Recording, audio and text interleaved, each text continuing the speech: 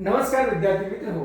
आज आपण पर्यावरण भूगोल हा जो काही BA तृतीय वर्षातील 5व्या सत्रातील असणारा भूगोलाचा पेपर आहे, या पेपरचा आपण अभ्यास करणार आहोत. मित्र हो, यामध्ये आपण मागील तासामध्ये निर्वनीकरण म्हणजे काय हा मुद्दा या ठिकाणी बघत होतो. या निर्वनीकरणाचे कारणे आणि कारणे बरोबरच आपण या निर्वनीकरणाचे परिणाम देखील या ठिकाणी अभ्यासण्याचा प्रयत्न करत आहोत. मित्र हो, मागील तासामध्ये आपण कारणे बघितली, त्याचबरोबर काही परिणाम देखील या ठिकाणी बघितले. ते परिणाम म्हणजे वेगवेगळ्या प्रकारचे जे काही परिणाम आहेत त्यामध्ये नंबर 1 आपण परिणाम बघितला तो म्हणजे मृदेची होणारी धूप ही निर्वनीकरणामुळे घडते, हे आपण या ठिकाणी बघितलेलं आहे. त्याचबरोबर नद्यांना जे काही पूर येतात, पुरांमध्ये जे काही नद्यांच्या पुरांमध्ये अलीकडच्या काळामध्ये जी काही वाढ झालेली आहे, यासाठी निर्वनीकरणच कारणीभूत आहे आणि त्यामुळे देखील नद्यांना पूर आलेले आपल्याला दिसून येतात. त्याचबरोबर भूजल पातळीमध्ये देखील निर्वनीकरणाचा एक परिणाम असा होतो, वृक्षतोडीचा परिणाम असा होतो की भूजल पातळीमध्ये देखील घट झालेली आपल्याला दिसून येते. याचाही अभ्यास आपण मागील तासामध्ये केलेला आहे. त्याचबरोबर पर्जन्याच्या प्रमाणात घट झालेली या निर्वनीकरणामुळे झालेली आपल्याला दिसून येते, म्हणजे हाही एक परिणाम त्या अनुषंगाने झालेला आपल्याला दिसतो. त्याचबरोबर वातावरणातील असणाऱ्या आर्द्रतेमध्ये देखील घट होते, म्हणजे ज्या ठिकाणी जर वृक्षांची तोड झाली असेल तर अशा ठिकाणच्या वातावरणामध्ये आर्द्रतेमध्ये घट झालेली आपल्याला आढळून येते. त्याचबरोबर पृथ्वीच्या सरासरी तापमानामध्ये देखील वाढ झालेली आपल्याला या निर्वनीकरणामुळे झालेली आहे, हे आपण अगोदरच्या तासामध्ये अभ्यासलेलं आहे. आता आपण जो काही पुढचा परिणाम आहे या निर्वनीकरणाचा तो म्हणजे वाळवंटीकरण.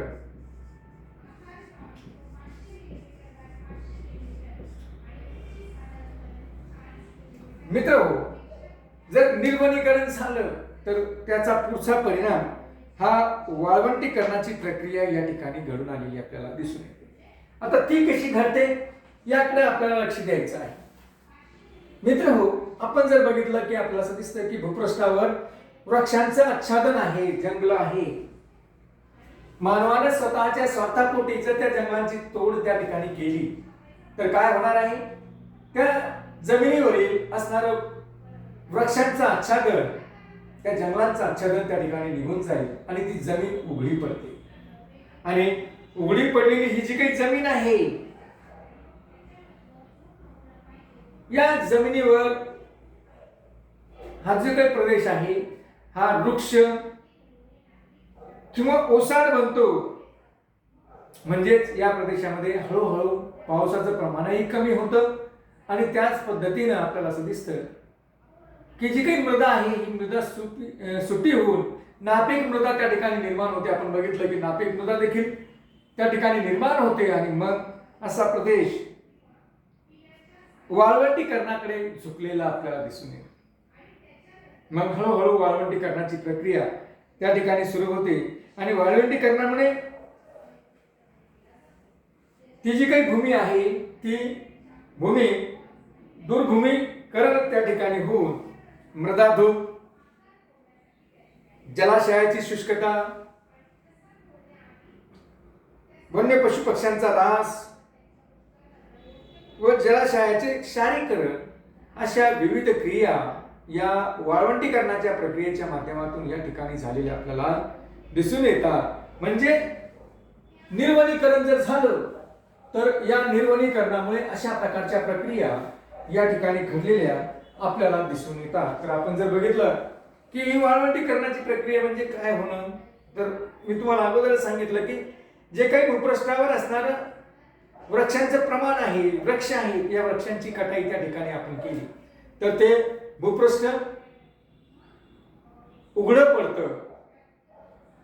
त्यामध्ये प्रत्यक्ष पावसाचा संबंध, प्रत्यक्ष सूर्यकिरणांचा संबंध त्या भूपृष्ठाशी येतो आणि मग त्या ठिकाणी असणारी ही जी काही मृदा आहे ही मृदा सुटी होते, नापीक होते आणि मग नापीक झाली की मग त्या ठिकाणी जी काही उत्पादनक्षम भूमी असेल ती देखील आता दुर्भूमी म्हणून त्या ठिकाणी ओसाड होते, वृक्ष अशा पद्धतीनं ती भूमी त्या ठिकाणी निर्माण होते आणि मग त्या ठिकाणी वाळवंटीकरण झालेलं आहे असं आपण या ठिकाणी म्हणत असतो. त्यानंतर मित्र हो, या निर्वनीकरणाचा पुढचा परिणाम म्हणजे वन्य प्राण्यांचा ऱ्हास.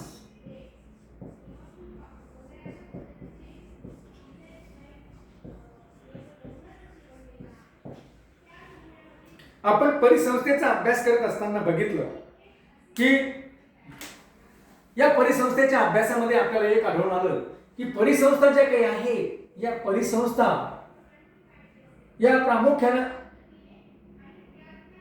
परिपूर्ण त्याच वेळेस आहे ज्यावेळेस अधिक वनस्पती विपुल प्रमाणामध्ये त्या ठिकाणी आहेत, वनस्पतीची विविधता त्या ठिकाणी आहे. म्हणजे मित्र हो, जर वनस्पतीची विविधता असेल तर ती एक सक्षम अशा प्रकारची परिसंस्था त्या ठिकाणी निर्माण झालेली आपल्याला दिसते. मग या ठिकाणी जर वनस्पतीचा अभावच निर्माण होत असेल तर मात्र त्या ठिकाणी असणारी जी काही परिसंस्था आहे, ही परिसंस्थाच त्या ठिकाणी धोक्यात येते. मग या परिसंस्थेमध्ये असणारे जे काही विविध प्रकारचे जीव समूह आहेत, कारण परिसंस्था म्हणजे काय तर विविध प्रकारच्या जीव समूहाचं एकत्रितरित्या असणारं जे काही निवासस्थान आहे, या निवासस्थानाला आपण या ठिकाणी परिसंस्था असं म्हणत असतो. आणि मग त्यांचं जर निवासस्थान हे जंगल असेल तर मग या जंगलांचा जर आपण नाश केला, ही जंगलं जर आपण नष्ट केली तर त्या ठिकाणी जी काही विविध प्रकारची जी जीव समूह आहेत, जे काही विविध प्रकारचे प्राणी आहेत, हे प्राणी या जंगलांशिवाय जिवंत राहू शकत नाही, यांचं समायोजन बाहेरच्या परिस्थितीत होत नाही. मग अशा पद्धतीनं ज्या प्राण्यांचं समायोजन जंगलांशिवाय होऊ शकत नाही, अशा पद्धतीची जी काही प्राणी आहेत, जी काही पशु आहेत, जे काही वन्य प्राणी आहे, या वन्य प्राण्यांचा ऱ्हास या ठिकाणी आपल्याला झालेला दिसून येतो. आणि मित्र हो, याचं मी मागे उदाहरण तुम्हाला त्या ठिकाणी दिलं होतं की अशा पद्धतीने आपण जंगलांची कटाई भारतामध्ये केलेली आहे, जंगलांचा ऱ्हास मोठ्या प्रमाणात किंवा जंगलांची तोड मोठ्या प्रमाणात केलेली आहे. आणि त्यामुळे झालंय काय की त्यामुळं भारतीय जंगलातील असणारा जो काही चिता हा प्राणी आहे, हा चिता प्राण्याचा संपूर्ण ऱ्हास भारतीय जंगलातून झालेला आपल्याला दिसून येतो. आणि मग आपण पाहिलं की अलीकडच्या काळामध्ये आपले पंतप्रधान हे दक्षिण आफ्रिकेतून अशा वन्य प्राणी हे आपल्या जंगलांमध्ये आणण्याचा प्रयत्न करतात की हा चिता प्राणी हा आपल्या जंगलांमध्ये अगोदरच्या काळामध्ये होता, परंतु आपण जंगलच त्यांचे वसतिस्थानच त्यांचं त्या ठिकाणी नष्ट केल्यामुळे हे वन्य प्राणी यांचा ऱ्हास या ठिकाणी झालेला आहे. आणि मग अशा पद्धतीनं पशु असतील, पक्षी असतील की ज्यांचं निवासस्थान हे जंगल आहे, या जंगलात निर्वनीकरणामुळे ही जंगल जर नष्ट होत असतील तर मग या प्राण्यांचा, वन्य प्राण्यांचा ऱ्हास या ठिकाणी झालेला आपल्याला दिसून येतो. त्यानंतर मित्र हो, दुसरा जो काही मुद्दा आहे आपला तो आहे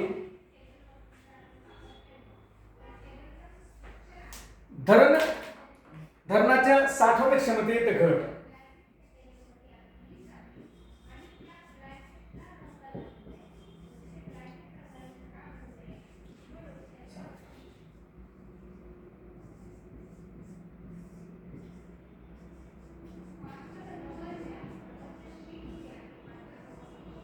धरणाच्या साठवण क्षमतेत देखील घट झालेली आपल्याला.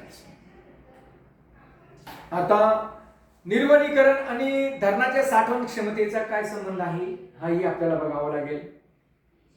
तर आपण बघतो की ज्यावेळेस जंगलांचं आच्छादन असतं त्यावेळेस पडणारा पाऊस हा पावसाचा प्रत्यक्ष जमिनीशी फार कमी संबंध येतो. आणि संबंध जरी आला तरी प्रत्यक्ष पाण्याचे थेंब आणि जमीन यांचा फारसा संपर्क येत नाही. अगोदर हे पावसाचे थेंब वृक्षावरून पडतात आणि वृक्षावरून मग जमिनीवर ते येतात. म्हणजे अशा पद्धतीने पावसाचे थेंब आणि जमीन यांच्यामध्ये वृक्ष हे त्या ठिकाणी असतात, जंगल हे त्या ठिकाणी असतं, जंगलातील असणारे वृक्ष त्या ठिकाणी असतात. परंतु काय होतंय की निर्वनीकरण घडून आलं की त्या ठिकाणी असणारे जे काही वृक्ष आहेत हे वृक्ष त्या ठिकाणी नष्ट झालेले असतात. आता जमिनीचा आणि पडणाऱ्या पावसातील थेंबांचा प्रत्यक्ष संबंध येतो. आणि प्रत्यक्ष संबंध आला की ज्यावेळेस हे पावसाचं पाणी जमिनीवर आदळतं, ज्यावेळेस पावसाचे थेंब जमिनीवर आदळतात, त्यावेळेस जमिनीचा असणारा भाग हा सुट्टा होतो. आणि सुट्टा झाल्यानंतर तो पाण्याच्या प्रवाहाबरोबर उताराच्या दिशेनं वेगानं वाहत जातो. हा वाहत जाऊन नाले व ओढ्याच्या माध्यमातून नदीमध्ये जातो. त्याबरोबर त्या जमिनीचा काही भाग देखील वाहत जातो. आणि मग जमिनीचा भाग वाहत गेल्यामुळे हा पुढे नद्या व या ज्या काही नद्या आहेत यांच्यामध्ये साठतो. आणि या नद्यांच्या माध्यमातून नद्यांना ज्यावेळेस पूर येतात त्यावेळेस या पुराच्या पाण्याबरोबर जर नद्यांच्या माध्यमातून तो पुन्हा धरणामध्ये जाऊन पोहोचतो. आणि धरणामध्ये अशा पद्धतीने जर वारंवार प्रत्येक वर्षी जर पूर येत असेल तर त्या पुरांबरोबर हा गाळ किंवा हे जी काही मृदा आहे की जी सुटी झालेली आहे, जर वृक्षाचं आच्छादन असतं तर प्रत्यक्ष पाण्याचा थेंबाचा आघात जमिनीवर झाला नसता. आणि दुसरी गोष्ट म्हणजे काय, तर वृक्षाच्या अनुषंगानं ती मृदा धरून ठेवल्या गेली असती. परंतु या ठिकाणी झालंय काय की मुळामध्ये वृक्षच नष्ट केली आणि वृक्षच त्या ठिकाणी जंगलतोड त्या ठिकाणी आपण केली. त्यामुळे काय झालंय की प्रत्यक्ष पावसाचा थेंब हा जमिनीबरोबर आदळू लागला. त्याचबरोबर त्या वृक्ष नसल्यामुळे वृक्षांची मुळं देखील नाहीत आणि त्यामुळे देखील ही जी काही मृदा आहे ही मृदा धरून ठेवण्याची क्षमता त्यांच्यामध्ये राहत नाही. आणि मग अशा पद्धतीनं ही मृदा सुट्टी होऊन पुढे नदी ओढ्यांच्या माध्यमातून, नाल्यांच्या माध्यमातून नदीमध्ये आणि नदींच्या माध्यमातून ही जी काही मृदा आहे या मृदेचं संचयन या मोठमोठ्या धरणांमध्ये होतं. आणि मग या मोठमोठ्या धरणांमध्ये झाल्यामुळे जी काही मोठमोठाली धरणं आहे ही धरणं गाळाने अलीकडच्या काळामध्ये 50% जास्त भाग त्यांच्या गाळाने भरलेला आपल्याला दिसून येतो. मग ही जर पाण्याच्या ऐवजी गाळानेच भरत असतील तर त्या ठिकाणी त्या धरण क्षमतेमध्ये, कारण धरण आपण कशासाठी बांधलेलं आहे, धरण आपण बांधलेलं आहे पाणी साठवून ठेवण्यासाठी. मात्र या ठिकाणी पाणी साठवण्याच्या ऐवजी त्याच्यामध्ये येऊन मृदा साठवू लागली असेल तर त्या धरणाची धारण क्षमताच या ठिकाणी कमी झालेली असते. म्हणजे साहजिकच जे काही त्याच्यावर अवलंबून असणारी जी काही शेती आहे, या धरणावर अवलंबून असणारी जी काही शेती आहे, जी काही कारखानदारी आहे, जी काही या ठिकाणी असणारी वस्ती आहे, या वस्तींना मुबलक प्रमाणामध्ये पाण्याचा पुरवठा मात्र आता त्या धरणाच्या माध्यमातून होत नाही. कारण त्या धरणामध्ये आता अर्ध्यापेक्षा जास्त प्रमाणामध्ये गाळच येऊन साठलेला आहे.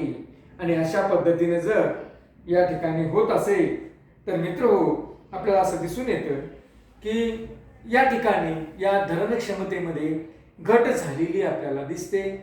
म्हणजेच पाण्यामध्ये जी काही पाणी साठवून ठेवण्याची क्षमता आहे त्या धरणाची, ती आता या ठिकाणी कमी झालेली आपल्याला दिसते. ही कशामुळे झालेलं आहे, तर हे निर्वनीकरणामुळे झालेलं आहे. कारण वृक्षाची संख्याच जर आपण या ठिकाणी कमी केली किंवा जंगलं जर त्याच्या नदी प्रवाह मार्गातील जंगलं जर आपण या ठिकाणी तोडली तर मात्र आपल्याला असं दिसेल की अशा पद्धतीनं या ठिकाणी त्या धरणांमध्ये गाळाची साठवणूक होते. आणि गाळाची साठवणूक झाली की त्या धरणामध्ये पाण्याची साठवणूक तितक्या कमी प्रमाणात झालेली आपल्याला दिसून येते. म्हणजे त्याची साठवण क्षमताच त्या धरणाची कमी झालेली आपल्याला आढळून येते. त्यानंतर मित्र, पुढचा मुद्दा आहे आपला 10 नंबरचा, तो म्हणजे इंधन पुरवठा किंवा इंधन तुटवडा असं म्हणूया आपण.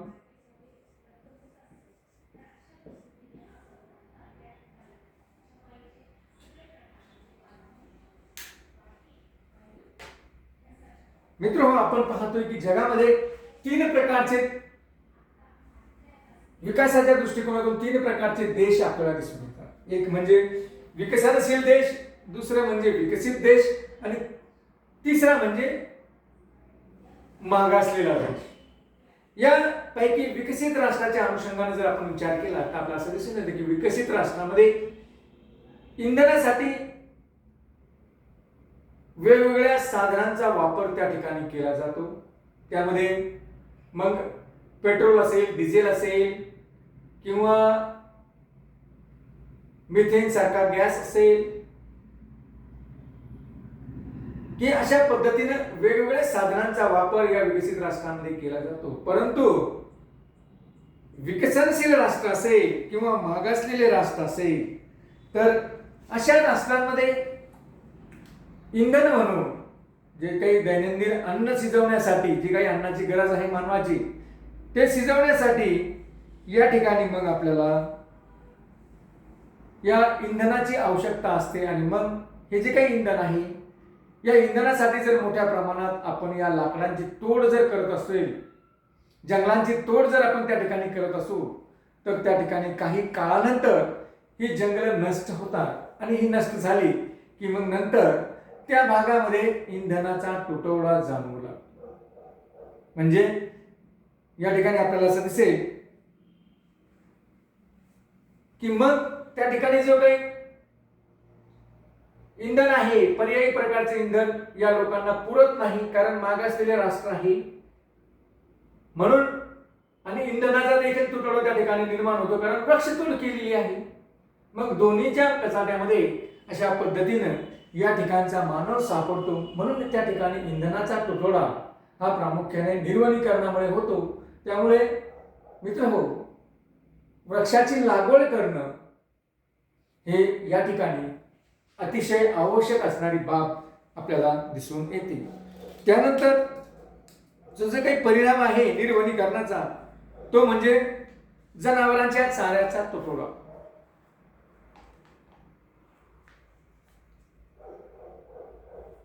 मित्र हो, आपण पाहतोय की अलीकडच्या काळामध्ये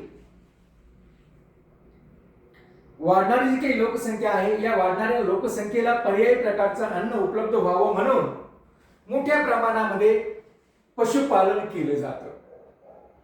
आणि मग हे पशुपालन करत असताना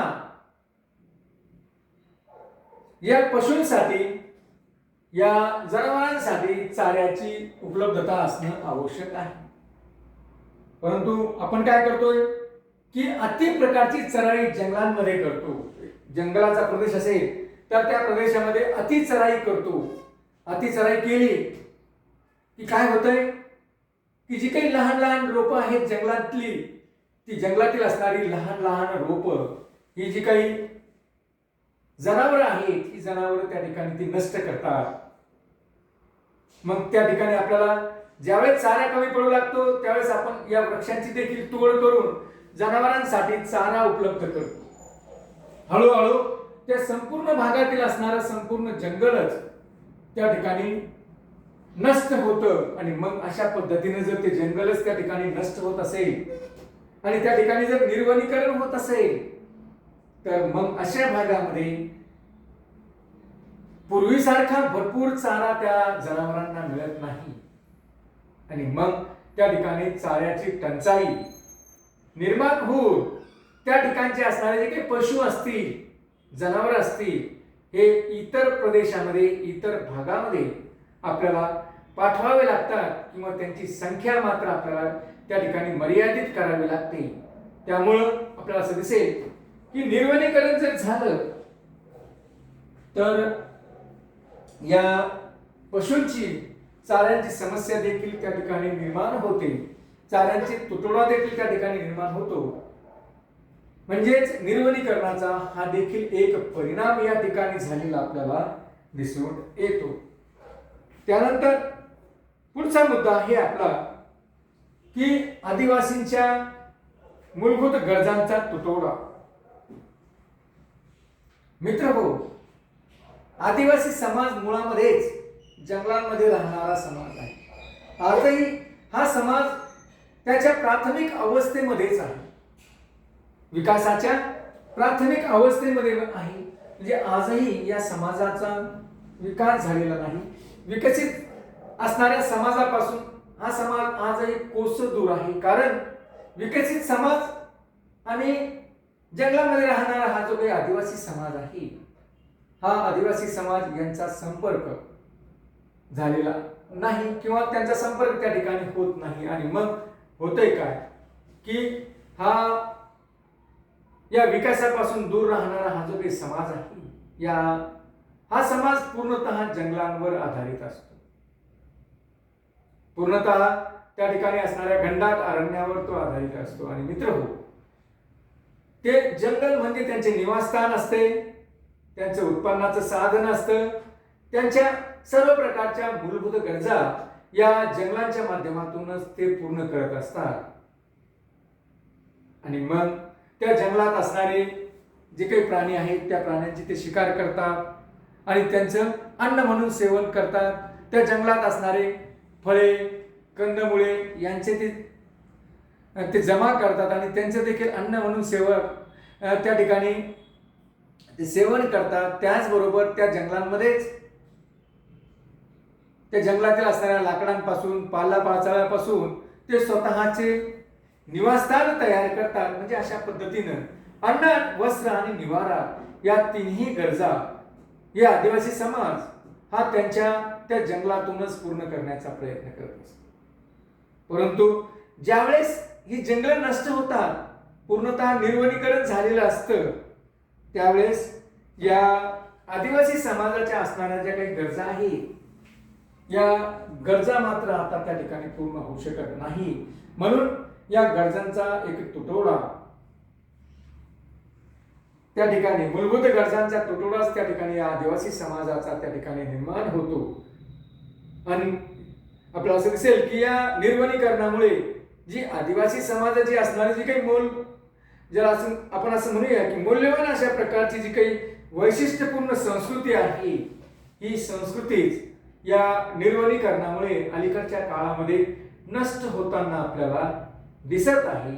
तर मित्रहो, अशा पद्धतीनं आपल्याला असं म्हणता येईल या ठिकाणी की निर्वनीकरणाचा परिणाम असा होतो की आदिवासींच्या मूलभूत गरजा देखील त्या ठिकाणी, गरजांची तुटवडा त्या ठिकाणी या निर्वनीकरणामुळे निर्माण झालेला आपल्याला दिसून येतो.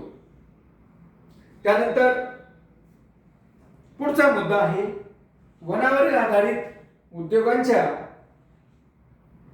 उद्योगांना लागणारा कच्च्या मालाचा तुटवडा त्या ठिकाणी निर्माण. वनावर आधारित जे काही उद्योग आहेत, साधारणतः फर्निचर तयार करणं, कागदाचा लगदा तयार करणं, आगपेट्यांच्या काड्या तयार करणं, काच तयार करणं, विडी उद्योग, जहाज बांधणी उद्योग यासारखे अनेक उद्योग हे वनावर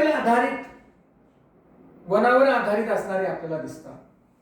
आणि मग होतंय काय की निर्वनीकरण झालं की या उद्योगांना लागणारा जो काही कच्चा माल आहे, हा कच्चा माल मुळामध्ये वनामध्ये म्हणजे जंगलामध्येच असलेला आपल्याला दिसतो. आणि जर जंगलच नष्ट झाली तर काय होतंय की यांना लागणारा जो काही कच्चा माल आहे, मग तो विडी असेल तर विडीची पानं त्या ठिकाणी उपलब्ध होत नाहीत.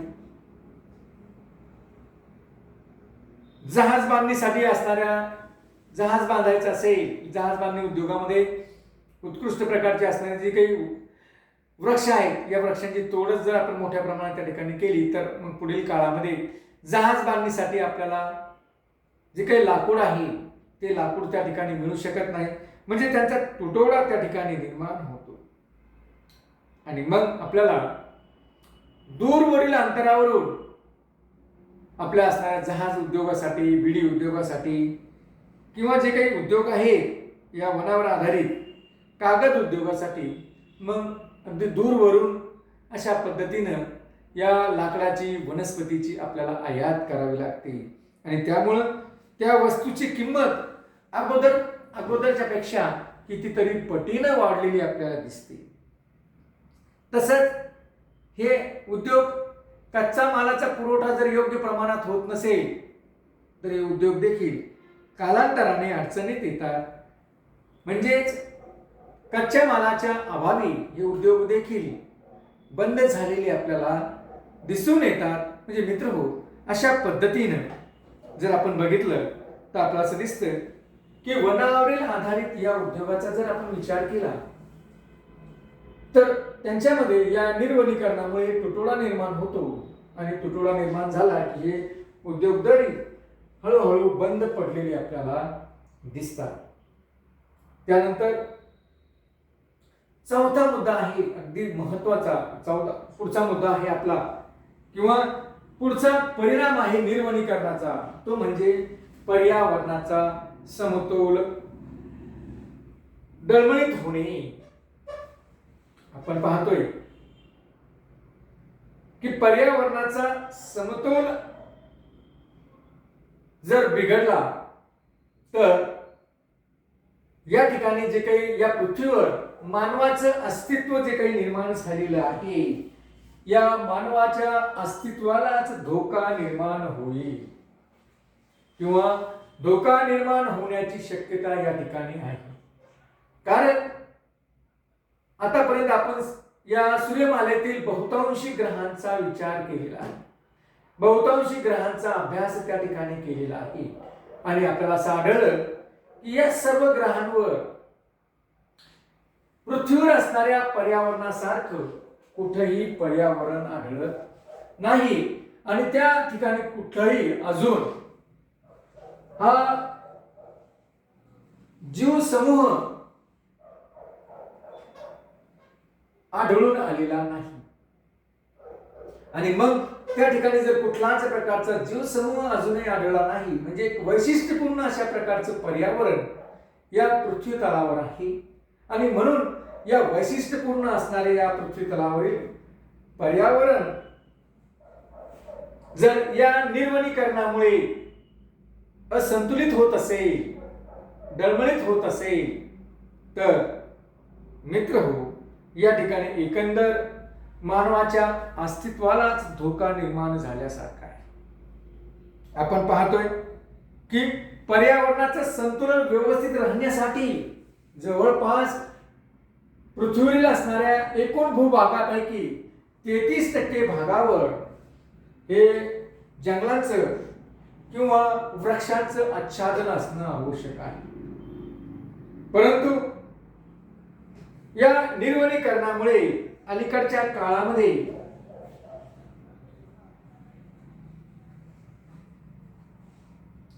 मोठ्या प्रमाणामध्ये वृक्षांची किंवा जंगलांची तोड त्या ठिकाणी झालेली आहे. कारण त्या ठिकाणी निर्वनीकरण झालेलं आहे आणि निर्वनीकरण झाल्यामुळे आपल्याला असं दिसतं की जे काही 33% प्रमाण पृथ्वीवरील एकूण जमिनीपैकी असणाऱ्या भागामध्ये असलं पाहिजे ते आज आपल्याला कुठेही आढळत नाही. आणि मित्र हो, जर ते कुठेही न आढळल्यामुळे आपल्याला अलीकडच्या काळामध्ये या पर्यावरणाचा समतोल ढासळताना दिसत आहे आणि त्याच्या या ढासळणाऱ्या समतोलामुळे अलीकडच्या काळामध्ये या पृथ्वीवर विविध प्रकारच्या समस्या निर्माण होऊ लागलेल्या आहेत. आपण पाहतोय की काही भागामध्ये मोठ्या प्रमाणामध्ये पाऊस पडत आहे, काही भागामध्ये दुष्काळ सदृश परिस्थिती निर्माण होत आहे, काही भागामध्ये पिकांवर विविध प्रकारची रोगराई या ठिकाणी येत आहे.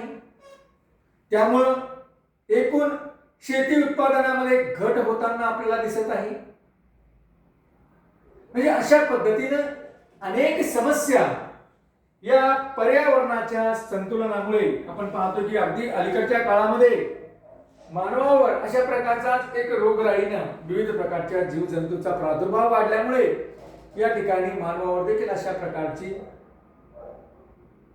जीवाणूचा एक अटॅक या मानवावर आलेला होता आणि आपण पाहतोय की त्या जीवाणूपासून संरक्षण करत असताना त्या जीवाणूमुळे जगातील अनेक लोकांचा बळी गेलेला आपल्याला दिसतो. म्हणजे मित्र हो, जर अधिकाधिक लोकांचा जर बळी या पर्यावरणाच्या संतुलन ढासळल्यामुळे होत असेल तर निश्चित पुढील काळामध्ये या पर्यावरणाचं संतुलन कशा पद्धतीनं व्यवस्थित ठेवता येईल याकडे प्रत्येक मानवानं लक्ष देणं आवश्यक आहे. त्यासाठी पर्यावरणपूरक कृती या ठिकाणी करणं आवश्यक आहे. तरच या ठिकाणी या पृथ्वी तलावर पर्यावरणाचा समतोल आपण राखण्याचा उद्दिष्ट जर आपण या ठिकाणी ठेवलं तरच या ठिकाणी आपल्याला या पृथ्वी तलावर अनंत काळापर्यंत राहता येईल. अन्यथा मानवाचं असणारं अस्तित्वच काही काळानंतर या ठिकाणी धोक्यात आलेलं आपल्याला दिसेल. धन्यवाद.